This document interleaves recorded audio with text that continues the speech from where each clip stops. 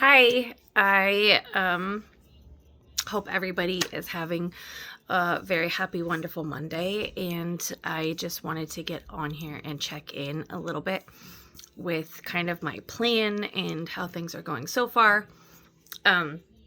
So a little bit of background. I very recently got married, and in preparation for that, I did really well changing some things about my lifestyle, and I was able to lose about 25 pounds so that I could fit into my wedding dress. The only problem with that is that once I had my wedding dress fitting, I couldn't lose any more weight, and I kind of used that as an excuse to return to some of my old habits that weren't necessarily very healthy.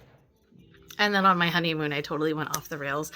And when I came back from my honeymoon is kind of when a lot of these things about my health started hitting me, and I had a lot of doctor's appointments, and it was all a lot of stress. And I think that I was probably stress comfort eating.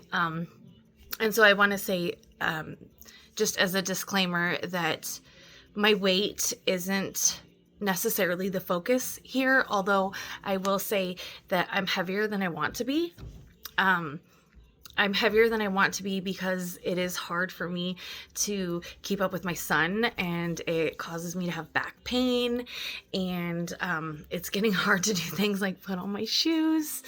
And I don't necessarily look in the mirror and hate what I see. I love myself, but I do sometimes see photographs and realize that I've kind of gotten a little heavier from where I want to be. But that doesn't mean that losing weight is my focus. I just really want to be healthy, and I want my body to be in better shape. So I want the health of my body and the shape of my body to matter more than a number on a scale. And I say that also knowing that it can be really easy to obsess over a number on a scale, especially for me. I'm 5'6", and right now I'm 219 pounds. I think, in my 20s, I was always fairly tiny, about 125, 130 pounds.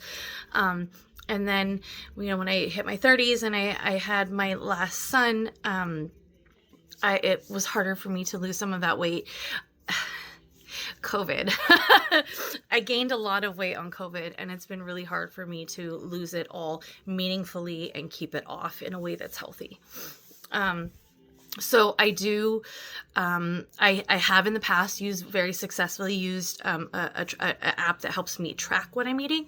I know that that's not for everybody. And I will also say that there have been some times that I've had to take a break from tracking because it can be really easy to develop an unhealthy relationship with food when everything becomes like a calorie content. And so I do use a tracker, but I also have to use it mindfully. My favorite one is called MyFitnessPal. I do use a premium subscription because it lets me scan barcodes, and that is something that is helpful for me. So, what I like to do is for a couple of weeks, I like to just monitor and get into the habit of logging everything that I eat before I worry so much about what I'm eating, because it gives me kind of a snapshot of where I'm at. And then I can, talk with my doctor and use other tools that are available to kind of tailor something to help get me from where I'm at to where I want to be. I love AI. Tools like ChatGPT and other AI assistants can be really helpful, but they also don't replace professional advice, whether that is a nutritionist or a doctor or somebody that you're working with. That advice should always come first. And so my doctor has suggested that I should eat, more of a Mediterranean diet because it's good for inflammation, and try to avoid processed foods.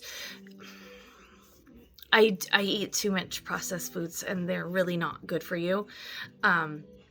I love cookies and snacks and treats. And I'm also a working parent. And so there's some nights too that fast food is just like, I'm tired and I don't want to cook, and fast food is what's easy. And it can also be really expensive to feed your family good, healthy, nutritious food that they're willing to eat. So these are all things that I'm struggling with.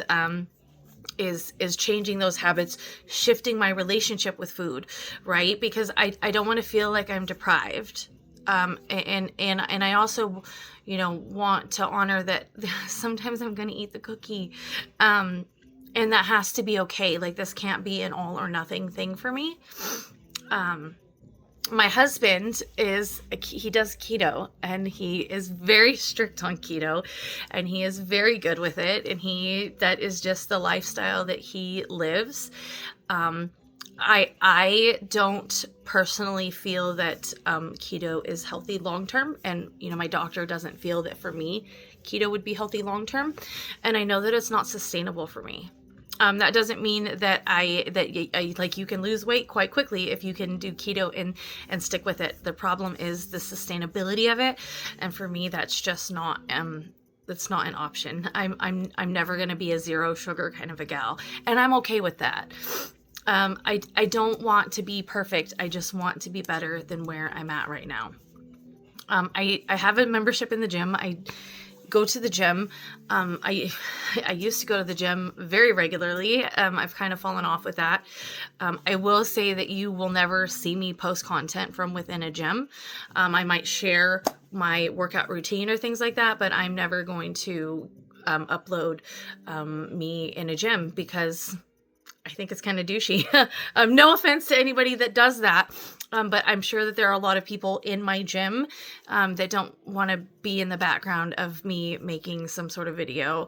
And so I'm aware that I don't exist in a bubble within this world. And so I would just prefer to not be in a gym trying to make content.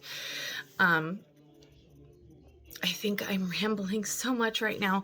I would love it if anybody could share with me maybe some of their favorite Mediterranean recipes, or some tips and tricks they use to cut out some processed foods, because that's going to be kind of difficult.